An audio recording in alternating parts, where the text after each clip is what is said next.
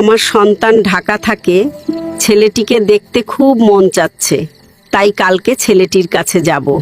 কি রে বাজান, তুই দেশে যাস না কেন? আমার তো তুই ছাড়া কেউ নাই। আমার খাইয়া দেয়া কাম নাই, দেশে যায় পড়ে থাকবো আমি। বাজান, আমার খুব চাইনিজ রেস্টুরেন্টে খাওয়ার খুব ইচ্ছা, আমাকে নিয়ে যাবি? আইতে নাইতে তোমার শুরু হয়ে গেছে ইচ্ছা। আচ্ছা চলো দেখি। ওই মা, কি খাইবা বলো? বাবা, এগুলো তো আমি বুঝি না, তুমি ভাত এবং গোশতের অর্ডার দাও। এটা চাইনিজ রেস্টুরেন্ট, এখানে ভাত মাংস কোত্থেকে পাবে?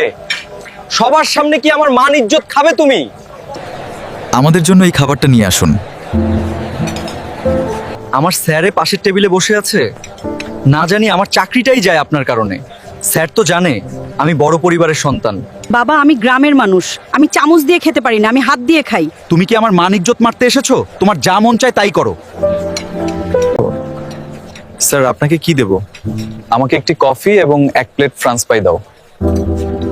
আমাদের অফিসের শাকিল কার সাথে বসে বকাঝকা করছে? ওর মা মনে হচ্ছে। আচ্ছা শাকিল, তোমার পাশে বসে আছে কে?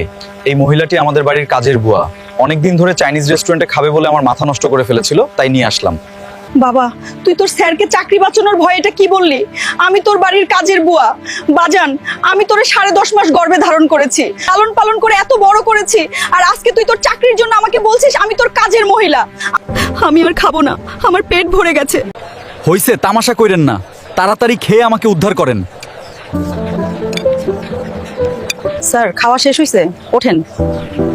হইছে, আজকে যা করলা তুমি, না জানি আমার চাকরি চলে যায়। শাকিলের মানিব্যাগ আমি চুরি করে নিয়েছি।